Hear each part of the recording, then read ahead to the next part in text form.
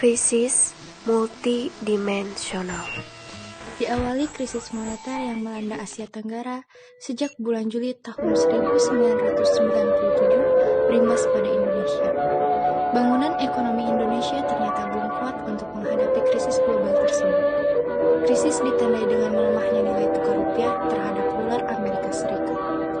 Nilai tukar rupiah turun dari 2.575 menjadi 2.603 pada 1 Agustus tahun 1997. Tercatat di bulan Desember tahun 1997, nilai tukar rupiah terhadap dolar mencapai 5.000 per dolar. Bahkan mencapai angka 16.000 per dolar pada sekitar Maret tahun 1997. Kondisi moneter mengalami keterpurukan dengan dilikuidasinya 16 bank pada bulan Maret tahun 1997. Ketika krisis tersebut terjadi, banyak pegawai yang terkena PHK dan harus kehilangan pekerjaannya. Saudara Abdul, maaf Anda kami berhentikan karena faktor perusahaan yang sedang menurun.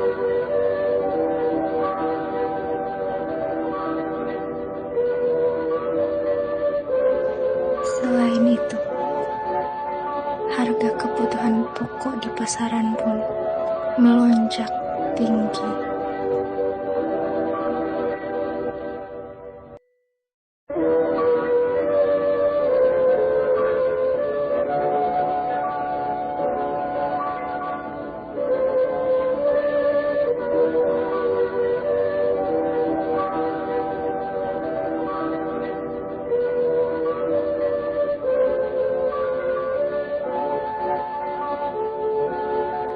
Waduh Pak, kenapa harganya mahal sekali?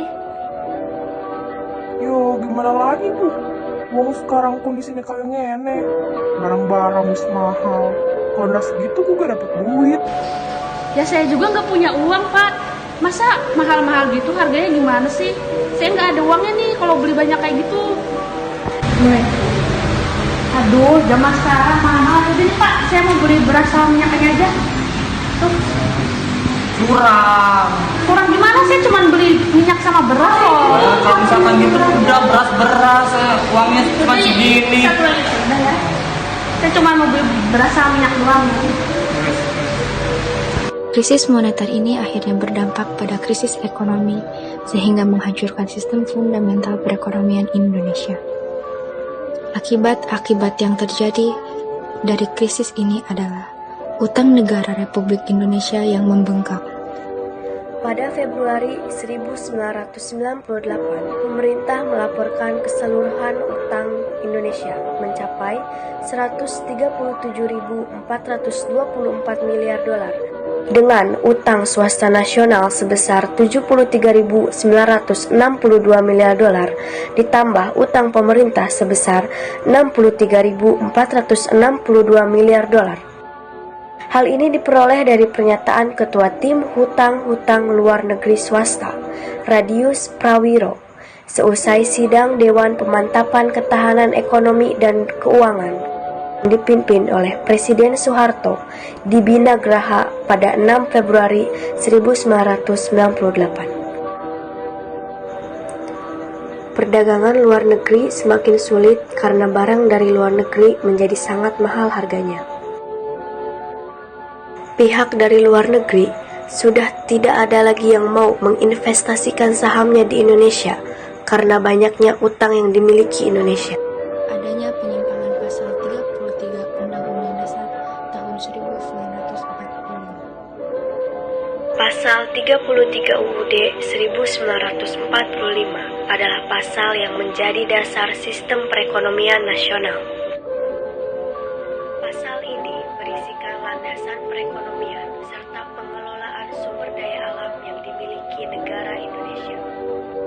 Maka dari itu, pengaturan perekonomian pada masa Orde Baru sudah menyimpang dari sistem perekonomian Pancasila, yaitu seperti pada pasal 33 ayat 1, ayat 2, dan ayat 3. Akibat dari krisis ini, yang kaya semakin kaya, dan yang miskin semakin miskin.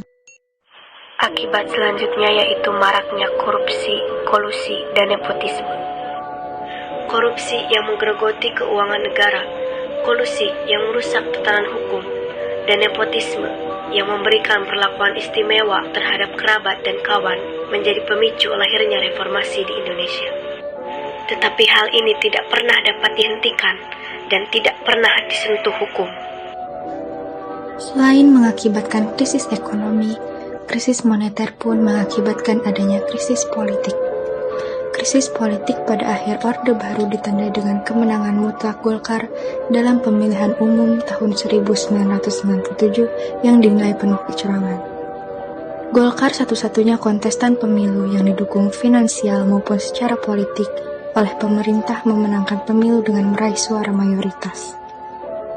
Golkar ini kemudian dijadikan kendaraan politik Soeharto untuk mendukung kekuasaannya selama 32 tahun karena tidak ada satupun kritik dari infrastruktur politik ini yang berani mencundangi dirinya.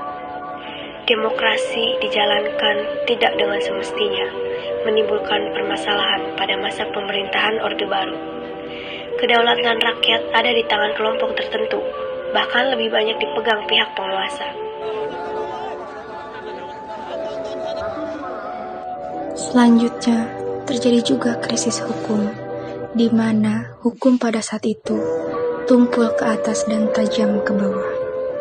Dan terakhir, krisis moneter mengakibatkan adanya krisis kepercayaan. Pemerintahan Orde Baru yang diliputi KKN secara terselubung maupun terang-terangan pada bidang parlemen, kehakiman, dunia usaha, perbankan, peradilan, pemerintahan sudah berlangsung lama, sehingga di sana-sini muncul ketidakadilan, kesenjangan sosial, rusaknya sistem politik, hukum, dan ekonomi, mengakibatkan timbul ketidakpercayaan rakyat terhadap pemerintah dan pihak luar negeri terhadap Indonesia.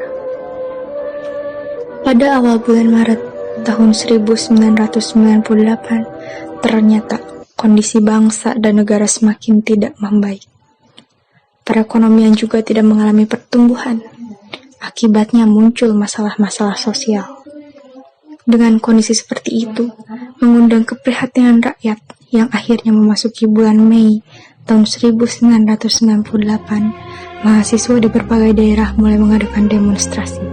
Dan puncaknya ketika mahasiswa Trisakti turun untuk melakukan demonstrasi pada tanggal 12 Mei tahun 1998. Mereka melakukan aksi damai dari kampus Trisakti menuju Gedung Nusantara pada pukul 12.30. Namun, aksi mereka dihambat oleh blokade dari Polri dan militer datang kemudian.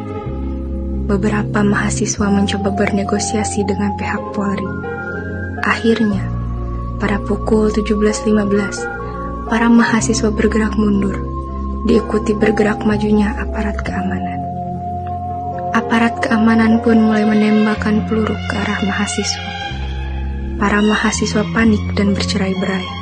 Sebagian besar berlindung di Universitas Trisakti. Namun, aparat keamanan terus melakukan penembakan. Korban pun berjatuhan dan dilarikan ke rumah sakit Sumber Waras.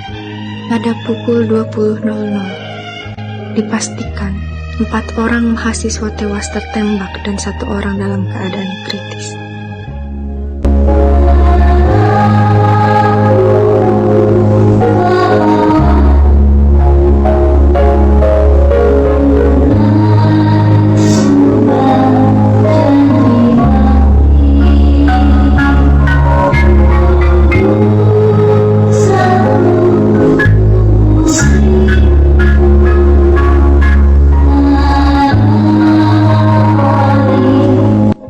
Peristiwa tersebut kemudian menyurutkan semangat mahasiswa hingga adanya demonstrasi yang lebih besar pada 13 dan 14 Mei tahun 1998. Kondisi bangsa yang semakin tidak terkendali akhirnya memaksa Soeharto untuk meletakkan jabatannya di depan Mahkamah Agung pada tanggal 21 Mei tahun 1998 pukul 10.00 pagi.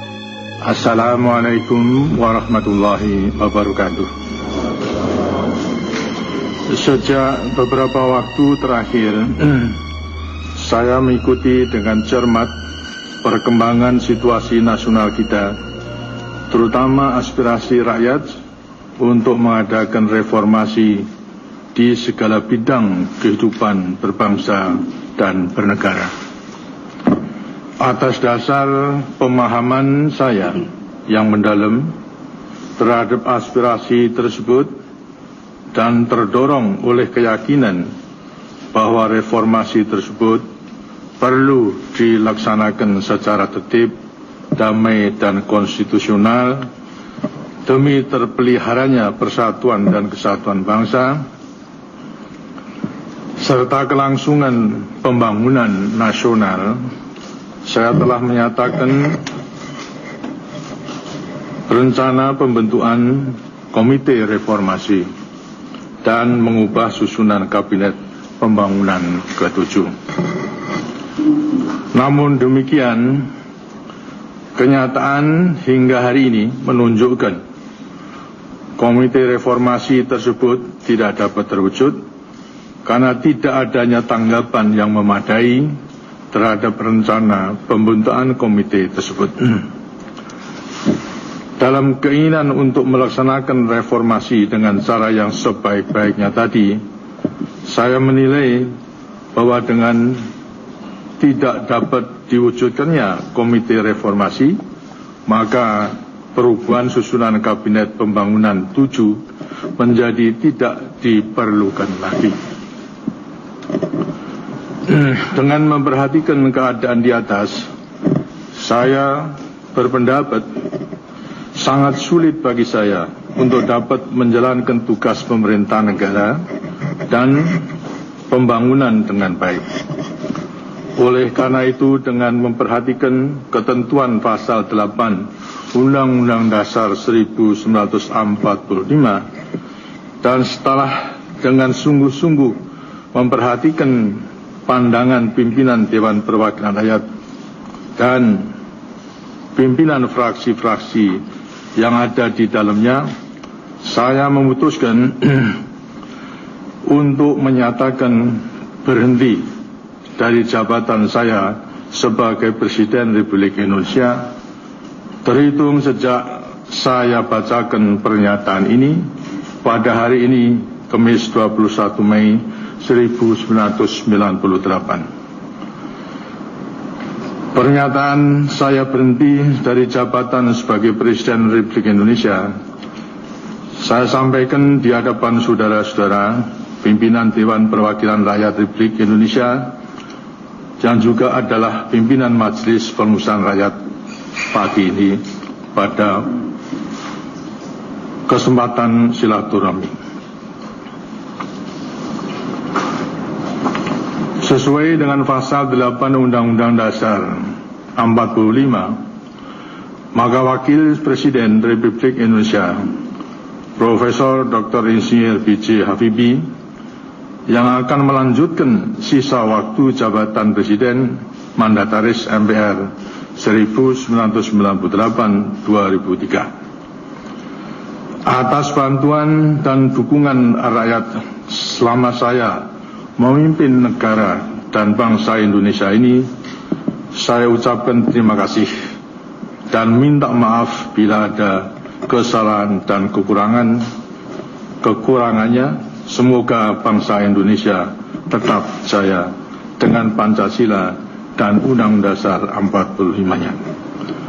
Mulai hari ini pula, Kabinet Pembangunan 7 dimisioner dan pada para menteri saya ucapkan terima kasih.